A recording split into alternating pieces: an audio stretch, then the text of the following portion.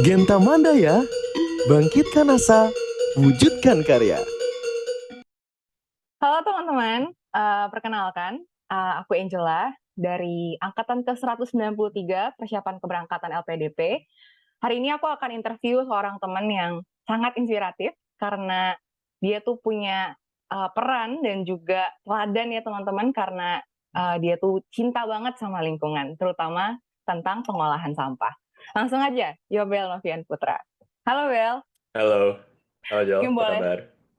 Baik, boleh perkenalan dulu Bel. Alright, kenalin teman-teman, gue Yobel, gue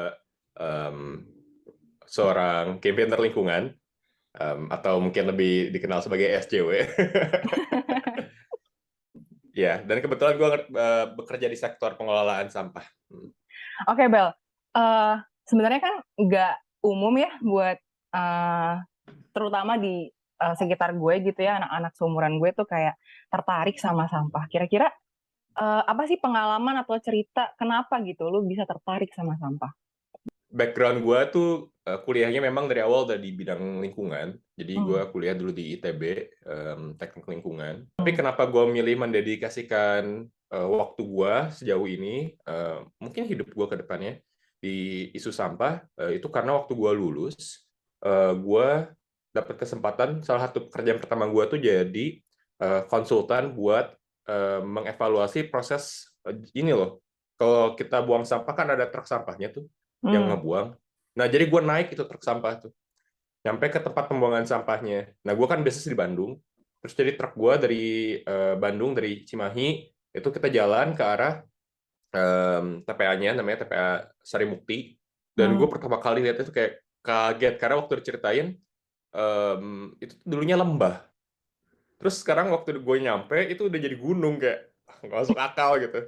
Dan waktu gue lihat situ, itu banyak banget pemulung. Jadi bayangin ada alat-alat berat, ya, truk-truk besar itu, yang udah overload tentunya, yang sampai udah naik-naik batas dari si pengangkutannya.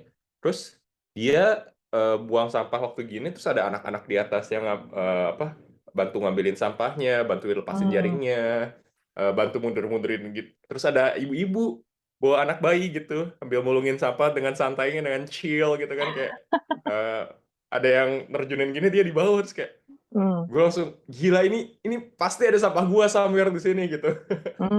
Dan mungkin sampah gua itu diambil sama ibu-ibu itu, termasuk sampah makanan gua. Terus di situ gue ngerasa, oh, beyond isu lingkungan ternyata ada human face-nya ya. Dan sebenarnya itu yang bikin gua tertarik banget sama isunya sampai sekarang. Apa sih yang lo sekarang sedang lakukan gitu ya? Karena tadi lo tertarik karena memang ada juga sisi kemanusiaannya ya dari pengolahan sampah yang lo temukan gitu. Iya, jadi dari awal gue lulus, gue menjebloskan diri gue ke dunia non-profit, itu lembaga-lembaga non-profit, khususnya bergerak di bidang lingkungan yang spesifik banget ke persampahan. Jadi 2 tahun pertama gue nyemplung ke isu kebijakan dan pengelolaan, perencanaan kota, khususnya di pengelolaan sampahnya ya. Jadi bikin rencana induk atau master plan. Itu 2 tahun pertama juga ngurusin kebijakan-kebijakan yang memungkinkan gitu loh, si sampah ini tuh dikelola dengan baik. Karena kadang-kadang eh, antara ada kebijakannya tapi tidak di-enforce, tidak ada kebijakannya sama sekali, atau ada kebijakannya mau nge-enforce tapi nggak ada duitnya. Jadi sampai sekarang pun di kerjaan gue yang terakhir ini juga jadinya yang ngurusin kebijakan, tapi kebijakannya lebih khusus ke kebijakan pembiayaan pengelolaan sampah. Kalau sekarang-sekarang ini Bel, kayak selain dari lo bekerja gitu ya, lo juga gue lihat di Instagram lo sering post tentang ada podcast, juga ada gimana lo hobi berkebun. Mungkin boleh ceritain dikit tentang hal itu? Mungkin dari podcast dulu lah ya, Boleh. yang paling baru. Waktu itu gue ngerasa gue privilege banget karena background gue udah tekniknya lingkungan. Terus gue kerja di isu yang memang gue suka, dan orang-orang sekeliling gue memang paham soal isu itu. Terus gue langsung mikir, one way to solve this problem is to do it together, gitu.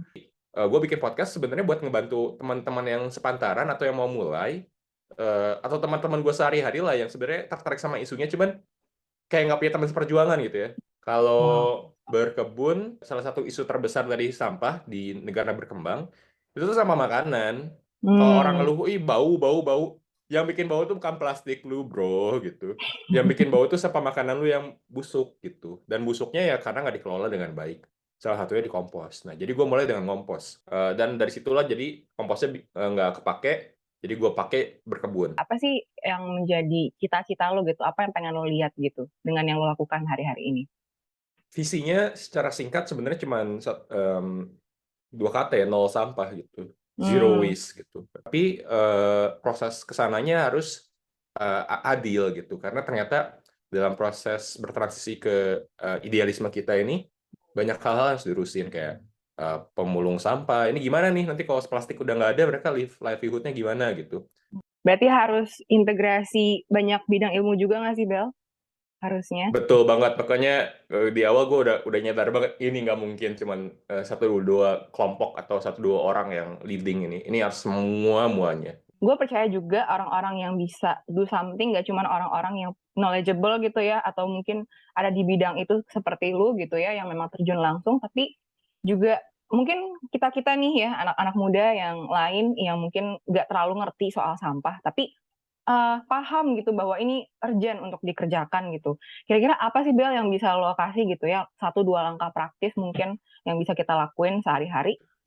Kalau di level individu, di level pribadi buat diri sendiri ya start small Hmm. gitu. Karena start small tuh sebenarnya nggak langsung ke tindakan ya. Kadang-kadang kita put ourselves too much sama beban-beban itu kayak lu nggak ada actionnya, ngomong doang. Tapi menurut gue Hmm. justru small steps itu kadang-kadang dari ngeberaniin diri buat ngobrol di tongkrongan, ngomongin soal sedotan yang nyolok hidung penyu gitu, atau ngobrolin soal isu soal plastik yang udah masuk ke mana-mana gitu, sampai ke darah Hmm. kemana gitu. Ya, even it's only like 1-2 minutes in your daily conversation, tapi Oh. it's small steps yang nantinya tentunya akan leading ke behavior lu, karena what you say is eventually become who you are gitu ya. Yang lain, if you know what you want or what we want, then speak about it. Apalagi di Hmm. isu sektor sampah ini, nggak bisa berubah kalau nggak ada perubahan kebijakan. Kita sebagai warganya harus berpartisipasi aktif Ya.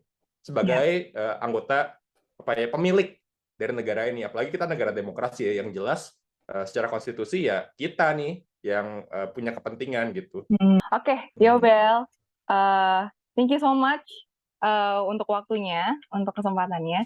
Nah, sebelum kita tutup, Bel, gue mau request untuk lo bisa menyuarakan jargon angkatan PK LPDP gue kali ini.